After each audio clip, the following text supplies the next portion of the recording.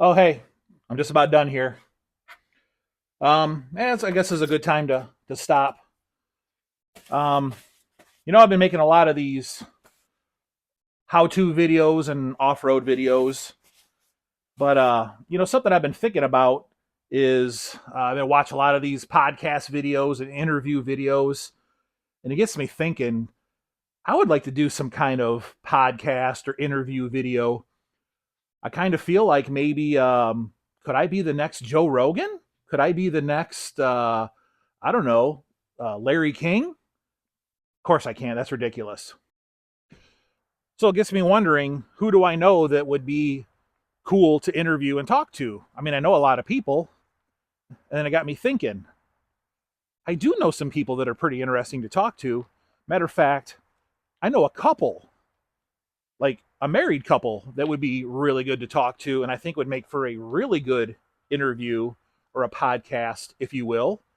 So maybe I will do something, and maybe we'll have a random cast. Yeah, I like the sound of that.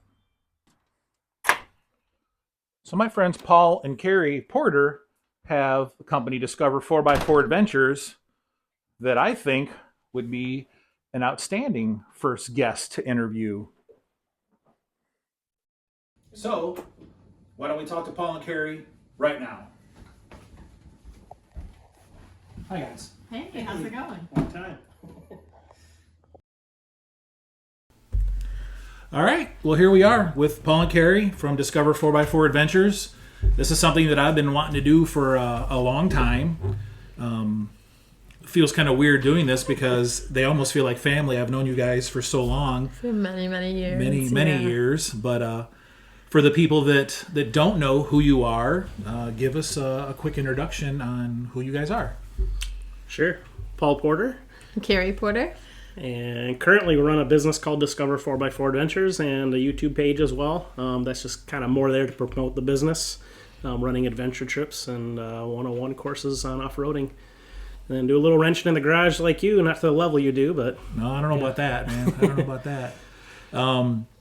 Just wanted to talk about some of the things with your business. I don't know when this is going to come out or when you guys will be watching this, but I know recently you guys just did a real cool podcast with Big Rich that went way back in your guys' history. Yes, it did, yeah. I don't feel like we need to go all the way back to high school today. So I want to hit some things that didn't get talked about specifically as far as going deeper into your business and deeper into your guys' vehicles and stuff like that. But I guess let's start off. Like, what made you guys decide to start this business, and I guess just get into that. Yeah, you want to talk about that? Sure. So I guess it kind of like the seed was planted like in 2019. We were coming home from the Upper Peninsula. We had just spent a weekend up there doing some outdoorsy things other than off-roading. With some friends, and we had a great time. It was a winter trip, so we did some snowshoeing and went to the ice caves and things like that. And so we started Googling adventure companies in Michigan, and we didn't really find anything on the way home. We found some brewery tours and some wine tours, but we didn't find anything that was adventure based in the state. So then forward to 2020, I'd been working part-time for quite a few years, but our kids were getting older, so I started to look for full-time work, and we couldn't really, I couldn't really find anything. I did a couple interviews, but I couldn't really find anything that I wanted to dedicate 40, 50 hours of my life to. I don't know, you have freedom for so many years, you you really value that and right. and don't necessarily want to give it up just for Joe Schmo. So so we just started talking. Do you want to tell them about the club side of it? Because I know that's part of the... Yeah. So I ran, I was the president of Glass City Crawlers out of Toledo here. And I was the second president, technically. There was another guy, Dave, was there for about 2 or 3 months, and then he decided the club grew much faster than expected, and with more than he wanted to take on, so they asked me to step in. I was running another small club, which Brian was actually part of, called Borderline 4x4. Yes. That's what I call my shop now. Which is how we met, basically. Exactly, yeah. So you were running with Northwest Ohio Crawlers, and they were kind of not really doing a lot anymore, and I think that's kind of how we hooked up. Yeah. I was going to ask you, do you remember the first time we met? Out at T&I. Yep. Out at well, maybe it wasn't a legal wheeling spot, but before we knew better. Yep, we didn't know any better for sure. We did not know better. Yeah. Yeah, it was just kind of a local spot that kind of got talked about, and you had posted on it. Maybe this was back in the forum days, if I remember Probably on right. Great Lakes 4x4. Yep, and I was like, hey, I'm from that area. Actually, I think my buddy Matt Pulaski is the one that said, hey, this guy from our area posted he's going to be out at this place. We should go meet up with him. So that's, gosh, I don't know, what was that? Close to 20 years ago, probably? Probably 20 years ago, so, yeah. I thought about that earlier. I'm like, I wonder what year it was, but It was a long time ago. yeah. Definitely a long time ago. So, so stepping forward again, we kind of talked about, Michigan offers so much. Let's try to start establishing kind of an adventure-based company that features some of the stuff that Michigan does. Obviously, we're big into the off-road world, so that's kind of what we're focusing on. But a lot of the trips we do offer let's go canoeing or hiking or something like that along with it. We do a lot of that. Or focus on maybe just a small town, like we do a snow event in Houghton Lake, Michigan, trying to bring some business to that area. And then kind of going into it was like our brains just started like, man, there's all these trips we wanted to do. Like we do the shore to shore. That was something I had brewing in my mind for a couple years, and then so it was like, okay, let's put this together. It's amazing that nobody else in the state of Michigan had thought of to do something like that with as much as Michigan has to offer. That's kind of crazy. That's what we thought too. Again, coming home from the Upper Peninsula, it was like, man, they got snowshoeing up here and ice climbing, and there's, you look at Kentucky or Tennessee and you look up, there's all these adventure companies and guides that'll take you on hiking and rock climbing and all these things, and that just didn't exist in this state. Right. There is a business in the Upper Peninsula that does like a little bit of rock climbing and whitewater rafting, and that's True North Outpost up in the UP. I have a vision of like doing a trip partnering with them sometime, but we just haven't worked that into our schedule yet. Maybe when we revamp the UP trip next year, this coming year, maybe that'll be incorporated into that somehow. But there's only so many weekends in a year. Man, it's so hard to fit it all in. It's so hard. Yeah. Well, very cool. Yeah. Okay, so I know part of your business is you guys offer training courses for beginner and also more advanced off-roaders. What's that about? Yeah, so do you want me to talk about the beginners and you can talk about the advanced? Sure. Okay. So our thought process kind of was again, running the off-road club for, I think, 6 years. This is what we're present at, 6 or 7 years. We kind of just had the thought that I guess we would meet so many people that would say, hey, I've had this Jeep, I've had my Toyota, I've had whatever, some kind of adventure vehicle for 2, 3, 4 years. And they said, I've had it all this time. I don't even know how to put it in 4-wheel drive. I don't know how to use anything about this vehicle. I don't know where to take it, all these things. So originally with the club, I think is our first time we ever did our classes. We actually had a guy in our club that started doing those originally. He only did 1 or 2, and then we started stepping in and running them. And then it just seemed natural with the business to continue that on, to try to, not just limit it to just club people. The 101 is it's a 6-hour class, and I think we cover a lot more ground than a lot of the classes do. But yeah, we're talking about what kind of gear should you have. We actually simulate a stuck situation, so you get to use a recovery strap and actually feel what that feels like and the amount of pressure it takes to get somebody out of a hole. I don't know, what are the kinds of things that we talk about in the 101? Airing up, airing down, 4 high, 4 low, using all your fancy little buttons on your newer vehicles, driver position in the vehicle. I know earlier this summer, my mom's boyfriend, who's an engineer at the Jeep plant in Toledo, Ohio, he had bought a brand new Jeep, and he attended one of your 101 classes at Holly Oaks Off-Road Park, and he knew nothing about the off-roading and nothing about that Jeep, and he came away learning a lot and spent the whole rest of the day off-roading the park and had a blast. Good. Yeah, we basically spent half our time in a classroom setting and then half our time out, with your butt in the seat, learning how to actually put those things into practice. So seat time's important always. Right. Definitely having a little bit of a ground base level education to not go out totally uneducated. You think about nowadays, these vehicles are $60,000, $70,000, $80,000, and I mean, I get it. Like, if I spent $70,000 on a vehicle, I don't want to take it and roll it over on my first trail. And right. I mean, that's pretty embarrassing. Right. I remember back, Bundy Hill Off-Road Parks are kind of our local off-road spot to us. And I can remember we had a guy that when the JT truck was first out like 4 years ago, that thing had paper tags on it, maybe a week old, and he flooded it in the water there, So, yeah, who wants to go through that, Right, no. We saw him on the side of the road, like half a mile from the park parking lot at the end of the day. 2,000 miles and putting an engine in it. Right, yeah. That'd be an awkward conversation with the insurance company. Right, yep. Yeah. So I think it was his dad's Jeep, so it would be definitely be an awkward conversation with his dad.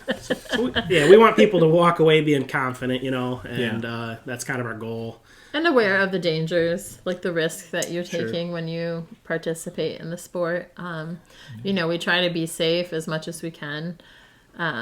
But, there are definitely risks involved. Yes, there are definitely risks. And people need to be aware of that, but they also need to be aware of how to handle those risks when they, when they do happen or if they do happen. So we try to focus on that a little bit too. The classes have been rewarding too. The number of people that we've had talk to us and say, hey, I went out to, come and take our class, and they're going to do a trip on their own up in the UP, or hey, we're going out to Colorado, or whatever it might be. But we see them a year later and they're like, hey, I got in a situation where either I had to help save myself or help recover. I had the right equipment. I knew how to use it, that kind of stuff. So that's rewarding to hear people say that. I was even impressed on the last trip that we did to Windrock, when unfortunately we had the rollover accident with one of our guys, and the winch cable broke, and you guys were literally out there sewing the winch rope back together. I had never seen that done, so that was kind of cool to witness that being done. I had no idea. So, and we only know it because we teach it in our advanced class. Well, still, I mean, it was kind of cool seeing it implemented. So that was kind of cool. It's actually come in handy. I think we've repaired 3 ropes on the trail now. Since we started doing that in our class 3-ish years ago, we've had to use it multiple times, which is you're not doing that with a cable, so right. No. It's definitely a good skill to know. It is, yeah, for sure. Especially as more and more people are moving over to the synthetic line. Yeah. And then, something I will say with that is I don't think people really understand that line should be replaced every 3 or 4 years. A lot of people just run them. Whoops. Especially if they're out in the sun. Yeah, they start looking frayed and dried, and then they break, I know what I'm asking for Christmas this year. Right? And they've become so affordable. They're right. Oh, they definitely are. Right. Yeah, they're definitely a lot more affordable than they were when they first came out. Yeah. Yep. So just like kinetic ropes. Like, remember when the first kinetic ropes came out and you almost had to mortgage your house to buy one? Yes, right. yes. So but those have definitely come down way in cost too. Yeah. So what's the advanced course get you over the 101? The advanced course is it's not necessarily for more advanced drivers. It's for people who want to learn more advanced techniques for while they're out on the trail. So we cover more spotting, how to be a spotter, what you're looking for. We cover winching techniques, how to repair your winch line, a single line pull, a double line pull, sideways pulls. Yeah, sideways pull. We cover tire repair, so plugging a tire, reseating a bead, changing a tire safely on the trail. What else do we cover? The train that we drive in that class is a step up from from the first class. So we drive steeper hills and bigger washouts and that sort of thing. So it's just really building on our 101 class and giving people hopefully the knowledge where they feel like they could be somewhat of a leader in a group if they go out on the trail. Like, hey, you know what, this isn't safe, so maybe we should try this, or I learned how to fix this in class. So that's very cool. Yeah. I definitely think the winching side of things, there's so many scenarios with the winching. you just kind of don't. We can't teach you every scenario, but I want to start having people be able to think of these are the tools that are offered. This is how they work, and how can I implement those in that scenario to do that sideways pull, to pull that tree off the trail out of my way, to, someone's going over a cliff, and how can I attach that vehicle? What's the right place to attach that vehicle? All those kinds of things, Yeah. I don't know how many people we've talked to who own a snatch block but have never seen one like in action. Yeah. Never even, oh, so that's how that works, or have the, the synthetic donut and yeah, have never used that. Or just using the stuff in the wrong way. Yeah. Yeah, we see that as well. So, we give education on, a metal versus a aluminum snatch block, for example, which is used where, and, what's appropriate, and can, certain things damage your line, and all these different thoughts. What size or type of winch should you buy? All these questions. So, yeah, we try to cover all that. Even winch maintenance, we go over that. But I'll tell you, the one thing that surprised me, kind of going back to the 101, is when we first started doing that class, I started asking people, so introduce yourself, tell us what you drive, have you ever been off-roading? And I thought for sure we would keep hearing, I've never been. And instead what we kept hearing was, I've been out twice, I've been out 3 times, I've been out 1 time. Basically, they've gone out enough to know that they don't know. And so they want some base so they feel comfortable. I remember the one lady specifically, like we actually did, initially we did a couple classes at the Badlands in Indiana. We don't do those anymore. We just do Bundy and Holly here in Michigan. But I can remember the one lady telling us she had actually come to the park twice trying to get confidence up to be able to start actually going down the actual trails and doing some of the hills.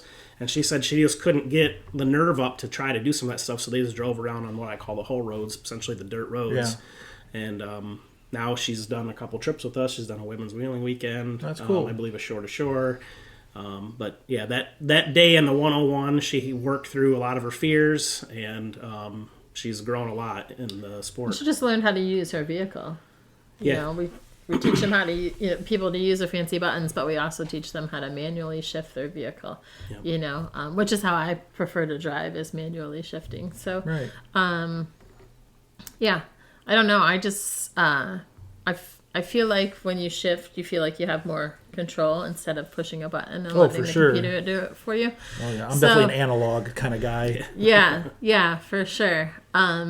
And I think giving those options and letting people get comfortable with their vehicle in that way really helps eliminate some of the fear of being out on the trail for your first time. So for the people that don't know, we are in southern Michigan, right outside of Toledo, the home of the Jeep. Where do you guys hold these classes at typically? Sure, yeah. So the one is in Jackson, Michigan, which is Bundy Hill Off-Road Park, which is near Jackson. It's technically Jerome. And then the other one is in Holly. It's in Holly Oaks. So they're probably an hour from each other, I would guess. Yeah. But maybe the one's a little closer to like the Detroit-ish area, and then the other one's going to be a little more towards the middle of the state. But we've had people travel from Chicago, Indianapolis. We've had people travel. We've had people come. So we require, if you want to take our advanced class, you have to take our 101 class first. Makes sense. So you got to kind of build. Because what we learned is we had some people that they had very capable vehicles. And then, say, for example, we came to the advanced class and I said, okay, let's all air down before we go out. And I had a guy tell me, oh, I don't know how to do that. And I'm like, you're in the advanced class? So we just kind of learned, we want to build on the education. Right. But anyhow, so a lot of times we'll do the 101 on Saturday, advanced on Sunday. And then so we've had people come to town, get a hotel for the weekend, stay 2 nights, and actually take both those classes. Cool. So, so people have traveled for it. So I think there's definitely a need for it. All right. So, well, that tells you right there that it's definitely worth the time and the money. So. We actually received an email from Badlands today asking if we want to do classes over there. Oh, okay. Indiana. Yeah. All right. It could be coming more time. Yeah.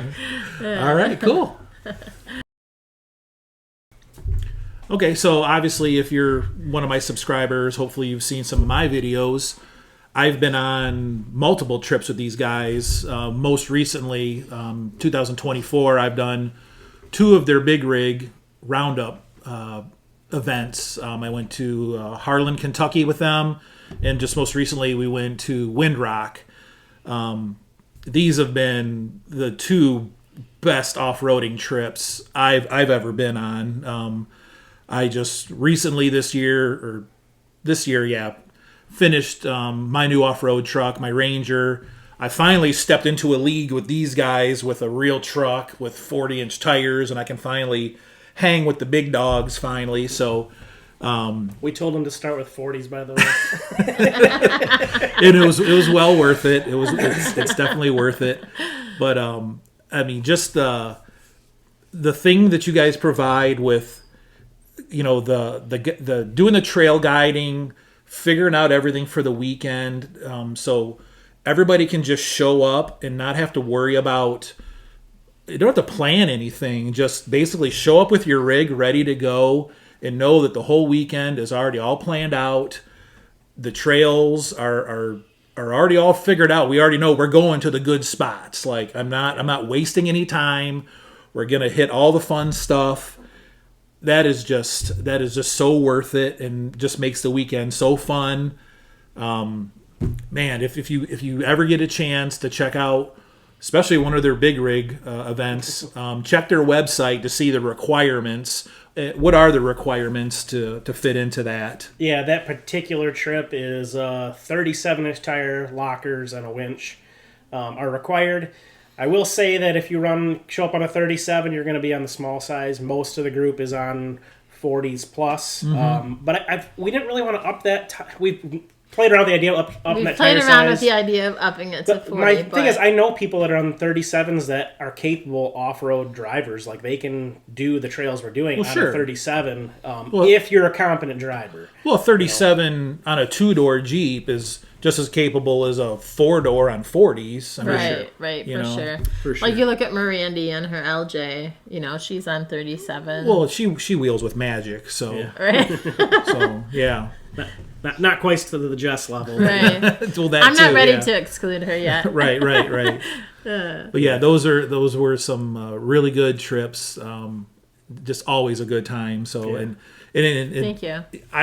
Personally, I don't think you guys you don't charge enough for those trips myself. So yeah, I mean, the reason why we don't charge a whole lot for the big rig trips because it was an excuse for us to get out and wheel with our buddies and have some of our expenses covered. You know, because I mean, we've been wheeling with you guys for years, right? So you know, just a way for us to call it work and research and still be able to wheel with our friends. Marketing, right? Yeah. If the big rig, if we break even on our costs on the big rig, that's a win to me. You know, that's that event is not to pay the bills. That's just to break even. You know, we charge so little for that event, but it's also a no frills event. You know, we're just trail guiding. Right. You know, all our other trips, I'm giving you either we're setting up the camping, we're setting up the hotels, we're maybe setting up food in some cases. You know, you're just showing up. I say meet at 9 a.m. And there's some chatter on the event. This is where we're camping. You're welcome to book a campsite. Yeah, that's usually the way we do it. I'm staying at this campground. We'll be on this lot. You choose what you want to do. You know, some people get hotels. Some will stay down the road. Some will say, hey, like Brian, I'll camp next to you guys. And it's always fun to get the friends together and hang out around the campfire and stuff. But that event's not really a moneymaker. So, so that one's going to eternally remain inexpensive because of that. Well, I appreciate that. Yeah. So. It's the homie hookup. Heck yeah. Right. Yeah. Well, if you fit the bill for that, I definitely recommend it. Yep. It's a good time. Well, we do keep the numbers low, so limited. Yeah, we keep it very limited for that trip. We're I think 15 is the max we've ever hosted on that trip, and we would normally list 12 tickets. Yeah, we normally list 12, but every once in a while we have somebody squeak in that we really want to come. So I couldn't imagine trying to manage more than that. So especially if you're hitting some of the harder obstacles, you know. Right. You know, again, fortunately, everyone's pretty capable, so you're pulling up, and you know, even the hard obstacles, you got 3/4 of the group that's making it up that obstacle without pulling cable. So right. You know. It's definitely a trip for the people who are experienced. You know, and we tell people. highly recommended that you're trailering. So if you're trailering your vehicle to the park, then you most likely have, some experience under your belt. You're not just somebody who's bought their 37s and headed out in their new vehicle. And I won't name her, but down in Missouri, we had a lady show up with a Rubicon on 37, so she met all the requirements, but when she showed up, she says, "You guys all trailered here." And we were like, yeah, that's why we suggested that in the email. She's like, "I just thought that was like a blanket thing you guys put out." And I'm like, statement. No. But she made it through the weekend, There you go. She did great. She hung in with everybody. She definitely, you watched her progress throughout the weekend, getting a little bit better with her throttle control and stuff. But yeah, she did great. All right, well, whoever you are, good job. You know who you are. All right, so you guys have been all over this country the last few years. Yeah. What are some of the favorite places or favorite trips you guys have done so far? Yeah.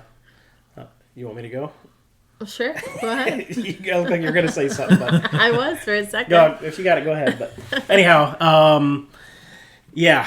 So this to kind of put things in perspective, I'm not sure what she finds funny, but I feel like there's a good story coming. No, I'm laughing because she said, "All right, go ahead, go," and then you said, and then you continued to talk. So okay, you can cut all that out. Anyway, Unedited. So anyhow, we will. Just was put in perspective. Like, we had a memory come up on Facebook of Thanksgiving 4 years ago. We went to Jellicoe, which Jellicoe has still got to be one of my favorite trails areas by far. The sand mines is probably still one of my favorite trails. I still need to go back and rerun it. We went there 4 years ago for the first time with another group. And Keri and we saw that memory come up, and she says, that was only 4 years ago, because, like you're saying, we've been so much. We're doing average almost 20 trips a year. Wow. So it just seems like that just feels like it was 10 years ago, because we've been back there a handful of times. So for me, it's the sand mines at Jellicoe. It's kind of a off the beaten path trail. I mean, it does exist and people know about it, and there's YouTube videos about it, but it's not like a Windrock that's run and run and run. Mm-hmm. It offers tons of big, cool obstacles the whole way through. It's definitely an all-day trail. Is that the one with the infamous The Grinch? Yes. Okay. Yep. So that one has the Grinch on it. I don't really know a lot of the names of the other obstacles, but the Gatekeeper, which is an axle breaker, which so we did that for our big rig.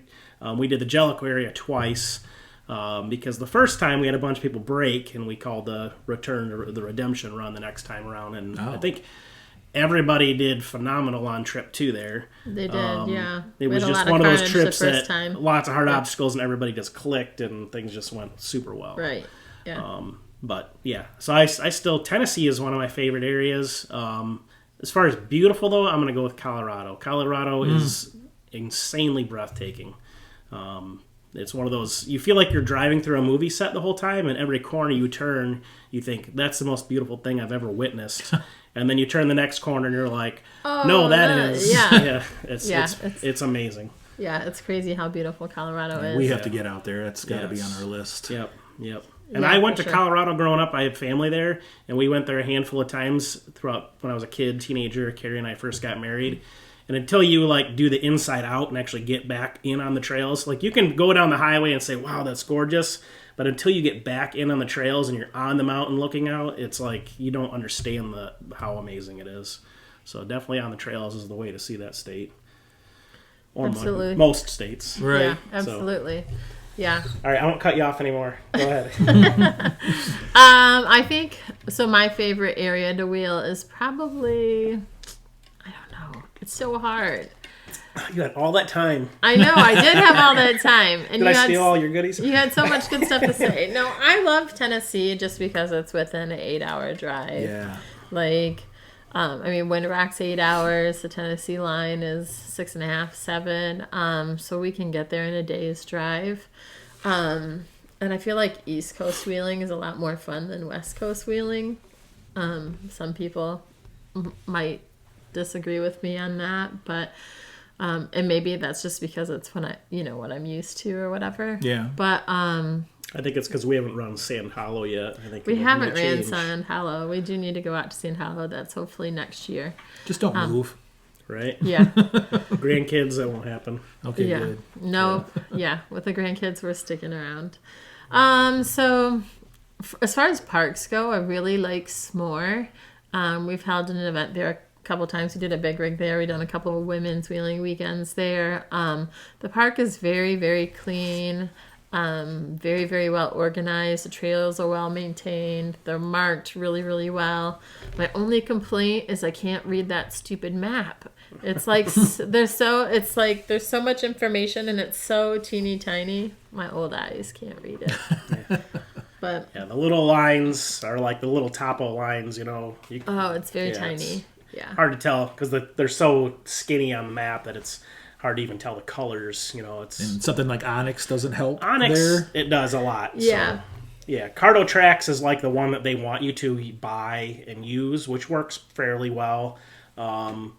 Which uses their drawn map, I think. If I Yeah. remember It right. uses the park's drawn map. But as well. Onyx has probably 3/4 or better of the trails that are there on Onyx. So, if you have Onyx, you'll get around good there. Yeah, you'll get around fine. Which S'more is where? You didn't really say that. It's in Seymour, Missouri. Yeah. So I really like that. It's another one on my list I definitely want to check out. Yeah. Yeah. But I don't know, everywhere we've been there's just so much that the US has to offer as far as getting off-road and trails. There's just so much to see. So it's really hard to like pinpoint it to Yeah. I feel just like one place. every new place we go, I feel like, oh, this is Yes. this is the best place we've That's been exactly it, until yeah. the next new place Yes, we go. absolutely. So I'm sure it's probably the same for you guys. So I do want to know in Missouri there's Flat Nasty. If anybody's done Flat Nasty, leave a comment and tell me if you've done Flat Nasty and S'more, what's the better park? We wanted to get to Flat Nasty. It's pretty close, maybe 2 hours from Missouri, or from S'more in Missouri. And we've just never... The one weekend we did our big rig, we wanted to do Flat Nasty and then do S'more. But Flat Nasty's closed one weekend out of the year. It happened to be that weekend. Oh, jeez. Yeah. So we didn't make it. So we didn't go there. We just ended up just doing the whole weekend at S'more. But I'm curious to what people's thoughts are park to park, because we some of our made friends with a couple, Tim and Heather, that are out of Missouri. They become some of our best friends, and so we'll be back in Missouri. So if you know, let us know. yeah. Okay, so you guys having an off-road adventure company, you obviously got to have a couple pretty cool rigs for doing this. What are your primary vehicles you use for the company? So our trailering vehicle where we stay is a 1994 Ford Aeromax L9000. She started with the Ford to try to Right. win Brian over. Yeah, it's just Hashtag flirting with you Team there. Ford. The funny part to me about the Ford is the guy we got it from. There was a big Ford emblem on the big front grille because it's basically a semi truck. Right. And he actually took that. It was in the cab when I got it. And he's like, I don't like Fords. I pulled the emblem off. I'm like, it doesn't change what vehicle it is, but okay. So yeah. Well, it's no different than me Discover taking my logo, Ranger to the Jeep events and Right. putting a Jeep emblem over Right. my Ford oval. Hey, it's a step up. So it's a 1994. It's very retro looking. It's black with some pinstriping. It's got the N14 Cummins engine in it, and it's manual, so it's like a 10-speed. Rockwell. Yeah, Rockwell, but I don't drive it much because it's funky to shift. You clutch when you start, and that's it. You've got to shift at 1100 RPMs, whether you're going up or down, and Floating gears. yeah, you got to be right there. Otherwise, you're grinding gears. And You're talking Chinese to me now. Yeah. I don't get that stuff. It's all about shifting at the right RPMs Okay. and yeah, double clutching, and I had no idea what I was doing either. The guy, so we just knew we wanted a toter home for all these years. We looked and for a looked and couple looked, of but years, out of yeah. our price range. I mean, easily spend $250, but even the old junkers were still 30 to 50 grand easy. Mm-hmm. And my old Ford F-250 diesel, it was just getting rusty. Everything's rusty around here. And so it was time to look for something else, and all the new trucks were 60, 80, 100,000. So I was like, man, we couldn't afford it. So I was like, let's look for a toter home. You know, it'll be able to pull. We need something that can pull these 2 vehicles. We usually tote 2 vehicles around. And, And we can camp. So we came across this great deal on this truck, and we showed up, and the guy, I said, I have no idea how to drive it. And he said, well, we'll go out for a test drive. He threw me right into the driver's seat, and it was... it was a whole nother world. Sweat just thinking about it right now. Was his name Toretto by chance? No? Family. Yeah, so it was definitely a big learning curve. I think our second or third trip we took with it was to Southern Ohio. Oh, our very first trip with it was to Stillwell. Okay, Stillwell, which is the last hour is in the hills. You know, Amish country, not big highways, and he was doing pretty good. We were leading the way for all of our group buddies. of friends. Yeah, of course, we're caravanning down there with other trucks and trailers. Yeah, and then we learned to download the Trucker app because we came across a bridge that was a whole 10.5 feet tall. I remember that. Stone little thing. And we had gone about 2 miles back on this windy road, and there was only one house on that whole windy road because we were like, we got to back up this thing up. And we actually ended up backing up in like a cornfield, and it was a big fiasco. So we learned to download the Trucker app and put in your height. So pro tip. Right? Yeah, so pro tip. I'd learned that on the highway, but more of the manual transmission that took some learning. It was I've got a brother-in-law that's a truck driver, and after my second or third trip, I said, I need you to come over and sit with me and tell me what I'm doing wrong, because like I could shift through the gears. I could make that happen. It was a little bit of a struggle, but like if I had to downshift, I was done. I had to come to a complete going stop. Stillwell. We're going up these hills, and he has to downshift. I'm in 10th gear. Yeah, he's in 10th gear, and we're losing speed, and the RPMs are dropping, so he's got to downshift, and he couldn't get the gears to... Trial by fire, huh? Yeah. Right. We had people... There was a couple hills we actually had to stop. I called out over the radio. I'm like, you guys got to give us room on these hills. Like a lot of room, because... I'm trying to start 35,000 pounds. Well, he's still figuring out how to shift these gears, and we don't want to roll back into you or whatever, so... Yeah, the toter's it was a challenge, but it's been 4 years now, 60,000 miles we've put on it, and I think I'm pretty good with it now, even getting in tight places we had to get through. With the off-road parks, you go back into some of these spots, they're pretty tight. Right. But is it true now they call you BJ and the Bear now? Yeah, right. Okay, all right. You're dating yourself, buddy. I am dating myself. I don't even know who BJ and the Bear is. That's good. That's actually good you don't know. That's more of the 80s, right? We'll go with that. Okay. We'll go with that. Anyway. Were they reruns in the 80s? Probably.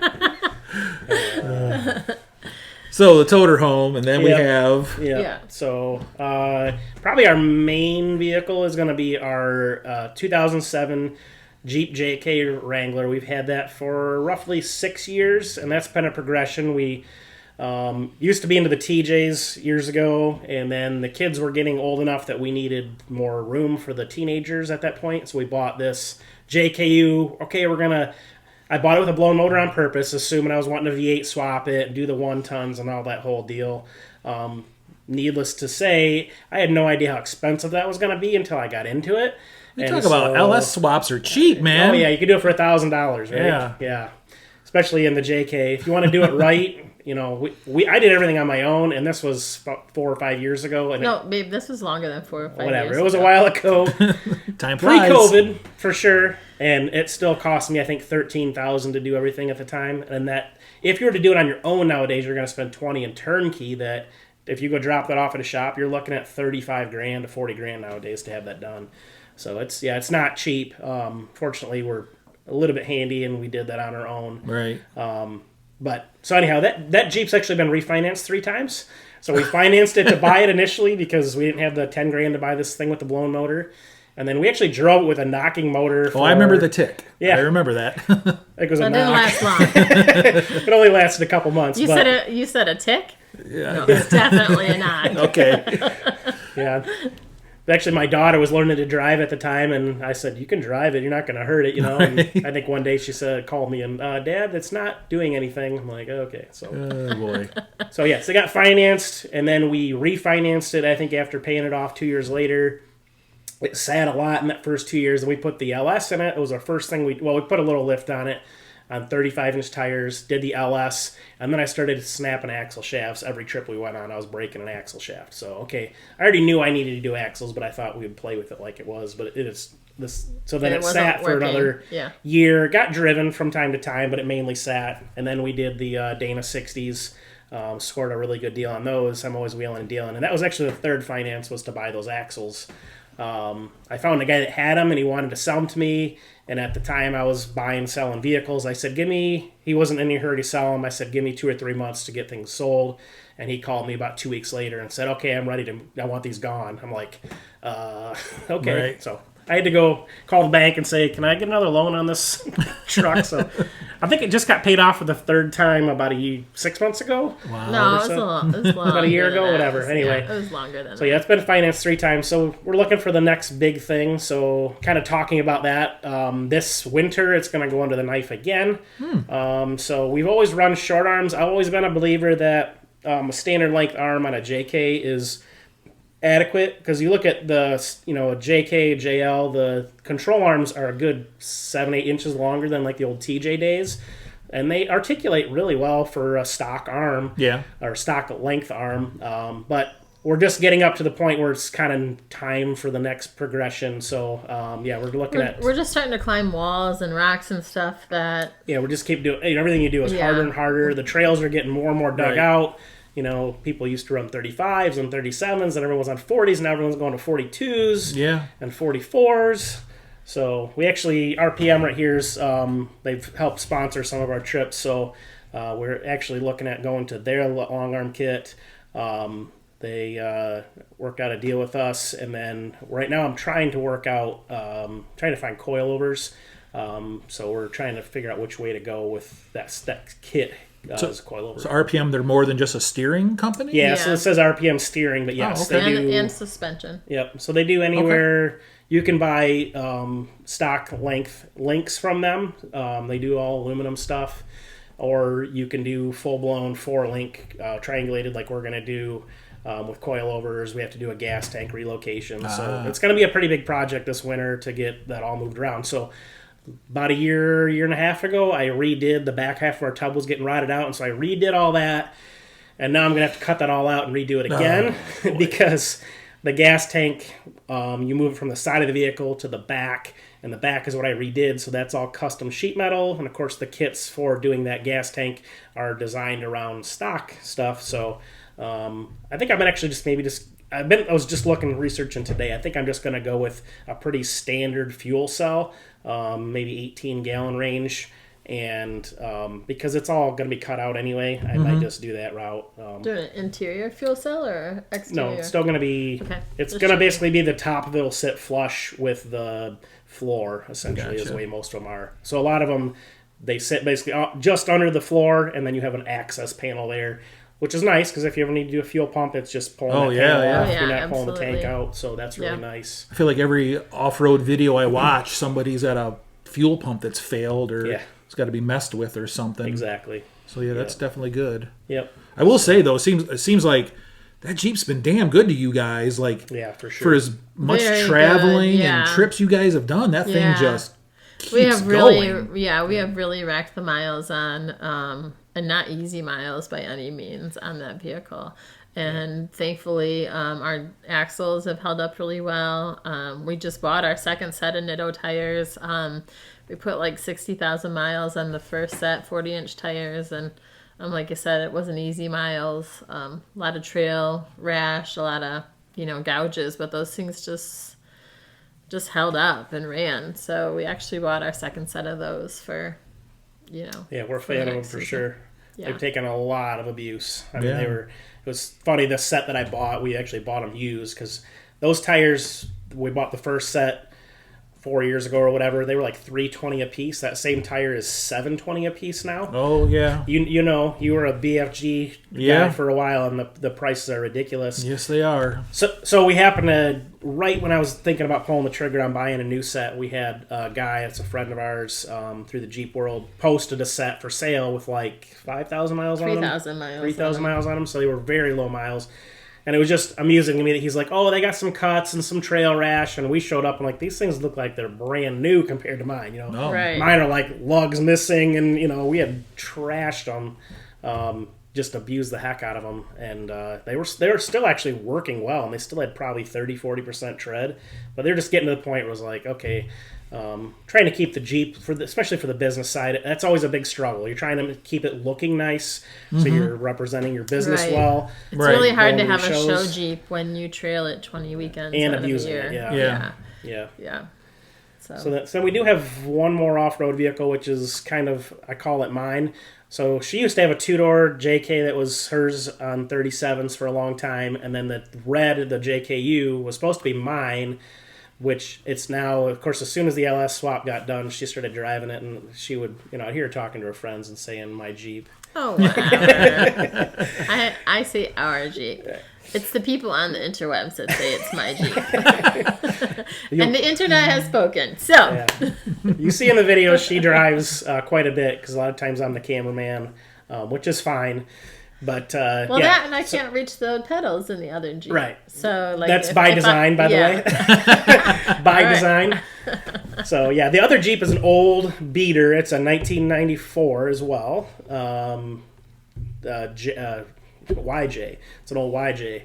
So I originally owned that, and then I sold that because it only has 2 seats, and the kids were getting bigger. So we sold that. Basically because it wasn't friendly to the family. And then the guy I sold it to became a friend of mine, and the whole time he had it, I kept telling him, if you ever want to sell it, let me know. So sure enough, about 5 years ago, he called me up and said, hey, I'm thinking about selling this, and I bought it back for way too much money. But that's okay. It's treated me super well. So I literally got that thing back, and it kind of like had not really been, it pretty much sat in his driveway mostly. He actually daily drove it for a year. He's a young guy. Again, this is on 42-inch pit bull bias ply tires, double bead locks, LS swapped, Atlas transfer case, soft doors, not even uppers, and this guy drove this thing in the wintertime. But there's uppers.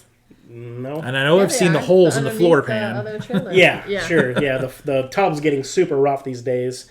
But the whole time I've had it back, I'm like, I'm just going to use this thing. And I literally, I'm not kidding you, it goes out for the big rigs, and there's 6 months in between. And I literally, like right now, I shoved it in the backyard. It'll sit there, and 2 days before big rig, I go out, and most of the time the battery still is charged. I fire it up, I pull it in the garage, look fluids over, and we go and use it again. Like and it gets abused. Like yes, I am not nice to it.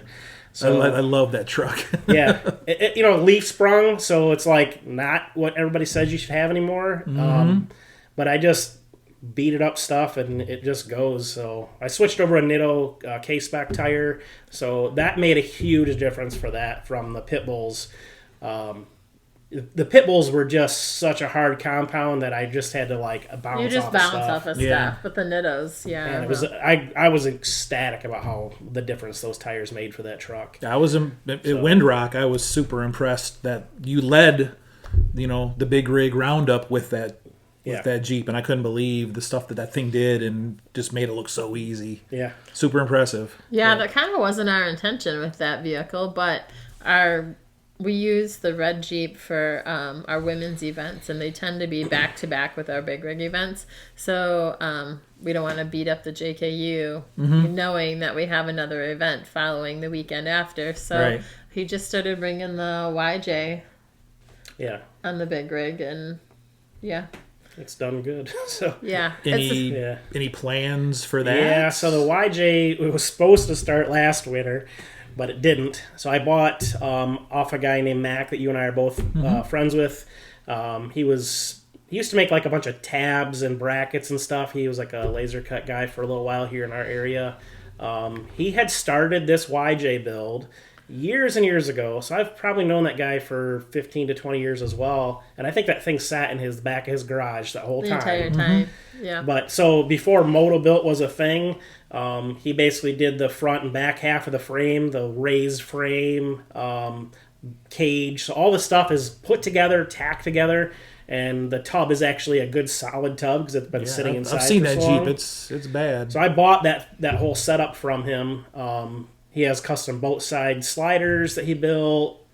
So again, he had like laser cutters, so he would build all these stuff, and he had big plans for it. Never happened. Unfortunately, he has a bad back now, and so he ended up selling it to me about a year ago. So the plan is to basically pull all the goodies, the LS transmission, basically the drive line out, the axles. I actually am probably going to go to a link, and I'm going to keep things pretty simple, so I'm probably just going to go to, I'd like to do coilovers, but I think I'm just going to keep it simple. And we're spending so much money on the JKU this year, I'm probably just going to put a normal coil and shock underneath it. And just, it needs a full rebuild. That's going to be a huge project and a big undertaking as well. Everything's kind of started, but I'm going to figure everything out again with that. But yeah, the current setup is just it's getting. I'm cool with it being rusty because the fact that if I put it into a tree, roll it, hit a rock, I don't care. I really, really don't care. Heck yeah. So that's been great. So I've kind of thought about this new one. The tub's straight, but I've had people, you're gonna paint it and make it. I'm like, I'm a little afraid of making it look too nice. I know. That's Because- why when I built my Truggy, I deliberately left a dent in a brand new fender out of the box. Yep. I didn't fix it. Just painted it, left it in there. That way, the first First dent, one's done it's and already over in with. there. Yep. Well, very cool. All right, well, sounds like you got some cool rigs there. So, Thanks, all right. All right, so you guys have been doing a lot of traveling, and you guys have been meeting and making all kinds of new friends all over the off-road industry. I noticed you guys have been rubbing elbows with a lot of other popular YouTubers and other people in the off-road industry. What's that been like? I've noticed, I subscribe to a lot of these people, and I keep seeing you guys popping up in all these other people's videos and stuff. That's kind of cool, at least to me, to watch and see you guys. How's that feel? I think a lot of that's due to her because I think the ladies in the off-road industry, it's kind of a small group, and I feel like they, if you have a lady that's actually go out and uses her rig and she sees another lady that actually does that, like, hey, we're instant best friends. And right. So a lot of that's, I think, really come from Keri, and she's willing to, I don't know, she's a sweetheart, so everybody likes her, and I don't know, she's made some of those connections. Otherwise, if it was just me, I think in the off-road world, if you're a guy, you're just another guy, like, unless you own some big company in the industry or something, it's hard to be a standout, Yeah. You're not just another guy, babe. You need like a purple goatee or something. Exactly, yes. Or Mohawk or yes, Ian Spiky hair. Yeah. Something, I don't know. But yeah, I think a lot of it comes from her, but I don't know if you have anything to say about it, but I don't know how it happens. It just happens. Yeah. We're just having fun. Well, We're just wheeling with people and making friends, and it's just having a good time. yeah, it's cool to witness you guys, doing that, and it was cool for me on the one trip. I got to rub elbows, with a couple of them myself, and that was cool to, Yeah, that was fun because, you're talking about the big rig in Kentucky. Yeah, in Harley. Yeah, yeah. So we had, so just so you guys know, is Light Bright was there, and Luna and Marlin with Off Road and Trail. So Keri really started being friends with Luna first. I don't even know how you guys made a connection there initially. Well, we were friends on the internet, and then her and I are both with Spicer, and Spicer sponsored Women's Wheeling Weekend, and so she came to Women's Wheeling Weekend on behalf of Spicer. Yep. So we kind of made friends that way. Yep. Yeah, and then they're out there doing hard trails and stuff like that. So we want to go do the harder trails. They were a good fit, and they seem like they're really good people. They've done, I think, 2 Women's Wheeling Weekends and then the big rig with us. I know there's some talk on them about maybe coming back at some other stuff. They moved out west now, so it's a little bit harder nowadays. And then I would say the other person is we wheeled Oklahoma this year with JK Gear and Gadgets, and kind of, again, that came from her because Cassie, Ben's wife, they kind of I think we have the same wedding anniversary or something. We do, yeah. Oh, we have really? the same wedding anniversary. So So- Cassie and I have been friends on the internet for a really long time. But I think what And- started them chatting is like we posted, hey, it's our anniversry, and then she messaged Yeah. and said, hey, it's ours too, and then just started them talking. And Right. I think as a guy, like that'd be weird. You'd be like, what is this dude messaging me? This is weird, right? Very weird. I just what I'm saying, like with the women, it's just so different. Like Right. like again, it's such a small group. Like, hey, you're me. You're there's only a handful of us. Yeah. And especially when you're nice and whatever, I think that helps. But yeah, so I think that's the way a lot of that has come about. Keri talks to Mischief Maker a little bit and stuff like that, and yeah. So I don't know. Does it bother you that he's riding your coattails at all? Right? or- That's exactly what I say all the time. No. Oh, that's No, not at all. I pretty have nice. a live-in mechanic. So anytime I break anything, he's right with me. That's so nice. That's so nice. Yeah, everyone thought it was hilarious. So we go to SEMA every other year. We did it this year. We did it 2 years ago. Well, 2 years ago, our first couple times we went, she's, again, riding her coattails. She's written for different magazines. Publications. Yeah, Yeah. so like Forlow, she's done some writing for. She still is doing writing for them now. Throttle Gales, that's how she kind of got started with doing that. But so we got to go on media passes initially. Mm-hmm. So now we have our own business in the automotive world. We're able to go underneath our business name. And so when we went 2 years ago, your pass says like what your position is within the company. And hers says owner, and mine just says spouse. And I didn't think anything of that. But as we're walking around SEMA, everybody pays attention to your badge. They want to know like what company you're with, what you do within the company. And so everybody kept pointing it out. They thought it was hilarious that my thing said spouse, Which I never thought anything of it till, not all weekend. I didn't all think week it was long, a it big kept deal coming up. either. But if you've registered for SEMA, you know that they require like your firstborn, and then like for you to sign like this 40-page contract To prove employment. or whatever and it is.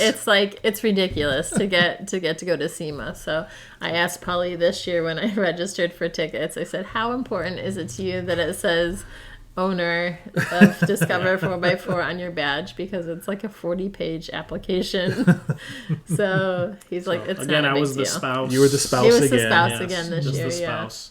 Okay. Yeah. I felt like just putting on there just and then just the spouse. So. Right.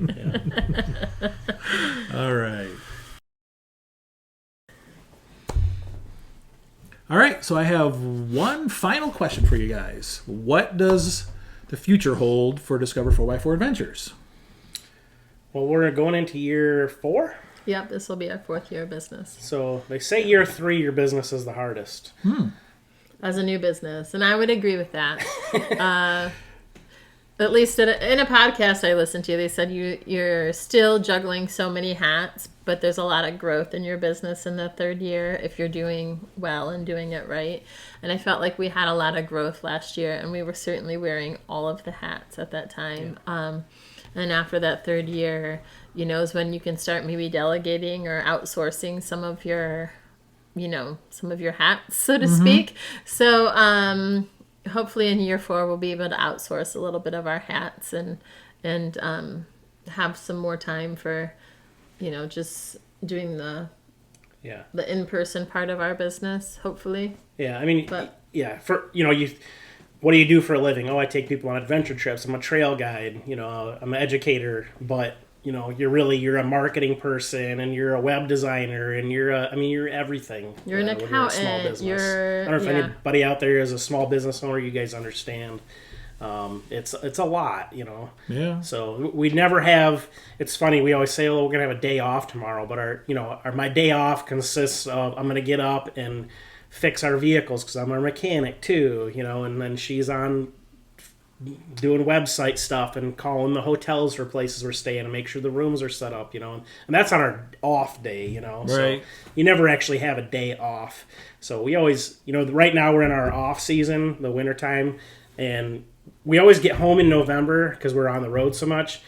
We literally every year so far have come home and just our first week, we sit on the couch, catch up on all the old YouTube videos, and do nothing. We're for always a week. sick when we get home too. At the end of the year, we just feel like we just push and push so much, and then like the last 2 years we've been sick when we've come home and just exhausted. So yeah. Should I have a mask on right now? No, we're okay. Fine. We're All right, fine. good. We've been home for 2 weeks. Yeah, now. we've been home for 2 weeks. We spent the first week just sitting on the couch watching aimless TV and catching up on our favorite YouTube channels. Good, good. Yeah. So yeah, but as far as the business goes, we polled our customers from this past year to see what they wanted going forward in the future from us, and we had people ask for longer trips. We had people ask for new places, and we had people ask for Moderate. Yeah, intermediate trail rides. So we're hoping to broaden in those areas. So like our standard shorter shore trip has generally been 2 days of trail riding in the past. We're going to up that to 3 days this year. Our UP trip was a Wednesday through Sunday trip. And we're going to extend that from like a Monday to a Sunday trip. See more of the UP. Yeah. The UP is so big. It's like we're at the bottom of the mitten, and it takes 8.5 hours just to get to the bottom of the Keweenaw Peninsula. So which is the Upper Peninsula of Michigan. Yeah, which is the Upper Peninsula of Michigan, and then you could still travel another 2 hours north before you reach the tip of the Keweenaw. So it's very, very long. Yep. It's a far drive or whatever. So if people are going to make the drive, of course they want to like optimize their time when they're up there, right? So we're going to revamp a couple of our trips. If you look at our website right now, most of our classes are on there. There's a couple of trips on there that are already planned, but we haven't put anything else on there because we're starting to revamp those. So we got to figure out, where are we staying and what trails are we taking, and, obviously where we're staying affects the prices and things like that. So yeah, definitely. We have a lot of planning to do over the next month while we're home. I can imagine the logistics of figuring all this stuff out. That's why I love that all I have to do is just pay for it, and then you guys take care of the rest. Yep. See, and I appreciate that you say that, because when we first started our business, there was plenty of people on the internet who were laughing at us, saying, "Why would I pay you to?" Oh, I've heard them. Yeah, I've heard them. Yeah. Why in the world would I pay you to show me where to go or whatever? But for somebody like you who has limited time, away, you just show up, and the trails have already been decided for you, but not just decided in a way that we just pick some trails. We pre-ran trails. We talked to like the park managers or whatever to find out if any of the trails have any issues or anything like that. So, and then we lay out our trail ride in a way where we optimize our time. So this trail only takes us a half a day. What else could we throw in there along with it, or whatever, So there's definitely some thought process that goes into it. And, 100%. 4 years ago when we first started our business, people laughed at us, but now I feel like people are small percentage. It was a small percentage, but they were still there. And as a new business, that I don't want to say that can be discouraging, maybe in a little bit of way, but you're like, are people really? Are we going to be the laughing stock of the off-road community, or are we not? You know what I mean? So here we are, 4 years later. Right? Yeah. And most of our trips sell out. We don't really have to. We used to advertise a little bit, and we don't do that anymore for the most part. I feel like the people that naysay we don't see that anymore generally. The only time we see it anymore is sometimes, like, say for example, we did Black Mountain. That was kind of a newer place for us, and some people there, from the locals, really weren't familiar with who we are.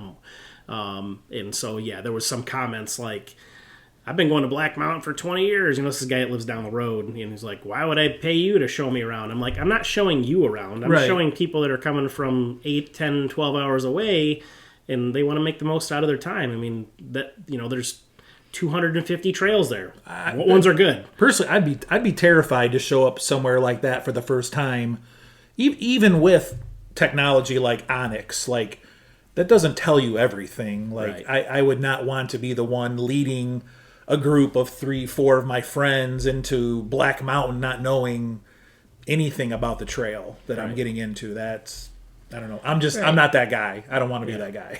Yeah. Right. Yeah, and you have a lot of time and experience off-roading, and I've got a lot of friends that are that way. You know, they've been off-roading for 10, 15 plus years, and I say, hey, you know, you've been to this park 20 times with us. Do you mind? I'm going to lead this group, and you want to lead this other group? And oh, no, I don't want to do that. And I'm like, what? You know this park like the back of your hand? No, I don't want to be responsible for other people and leading people. You know, it's like, Yeah.